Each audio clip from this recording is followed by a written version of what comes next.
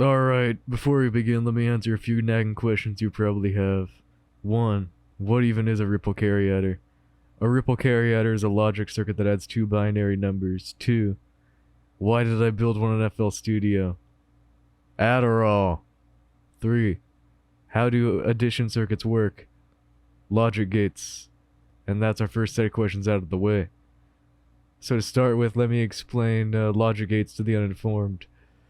A logic gate is simply an object that takes one or more binary inputs, meaning 1 or 0, true or false, and returns binary outputs. A NOT gate takes an input and returns its opposite, so 1 becomes 0 and 0 becomes 1. An AND gate is what it sounds like. Its output is true if all inputs are true, otherwise its output is false.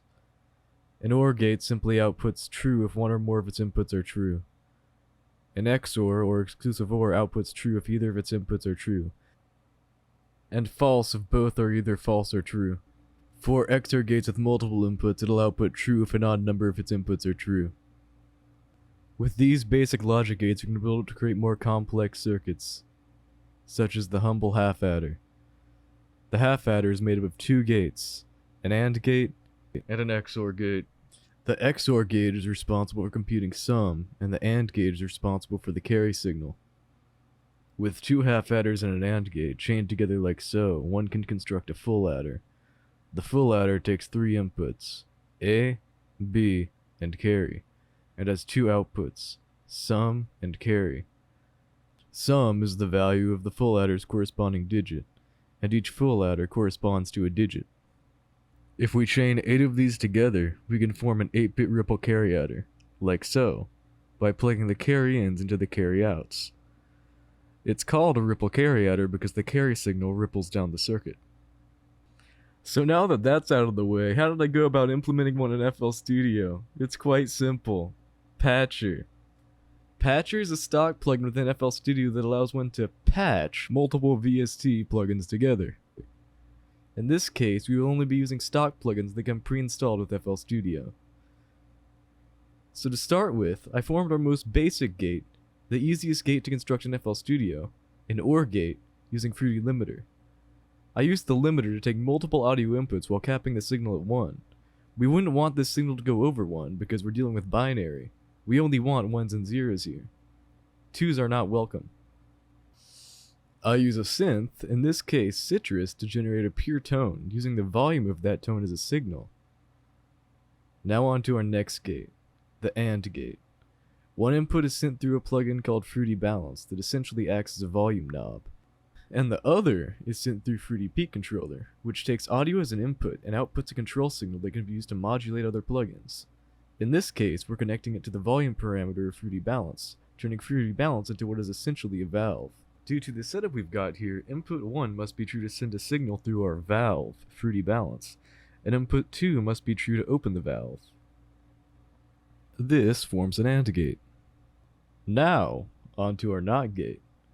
Once again, we are using Fruity Balance and Peak Controller as a valve, but in this case, we only take one input and instead generate an ever-present signal, which we send through the valve. If our signal is true, it'll close the valve, stopping the ever-present signal, meaning if our input is true, our output will be false, forming a NOT gate. I found adding a synth for each NOT gate was too hard on the processor, so instead I created a power input to supply the NOT gate with a signal. This means that all NOT gates and NOT gate containing circuits require an additional power input to supply them with an ever-present signal. And now for the XOR gate. To create the XOR gate, I simply chained a NOT gate, an OR gate, and two AND gates together like so. I encourage you to pause the video and try to figure out how this circuit works for yourself. It's good for you. It's worth noting that patchers can be nested inside of other patchers, so we can easily save these gates as presets to clone them for later use. Here, I have used all of those aforementioned logic gates to form a full adder.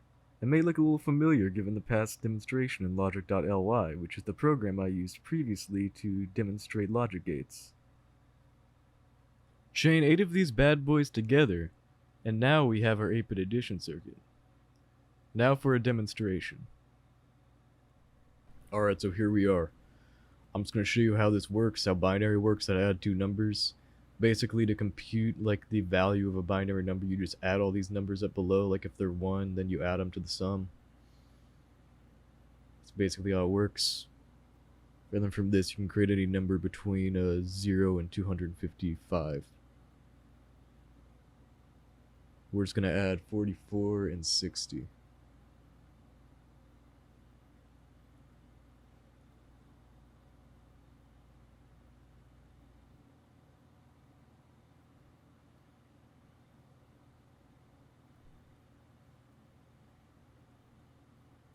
And voila, if you count all these up, that's 8, that's 32, and that's 64. Our value will be equal to 104, which is correct. By the way, I appreciate you for watching this all the way through. It might not have been the most concise, might not have made the most sense. I edited this video on like a lot of sleep loss, so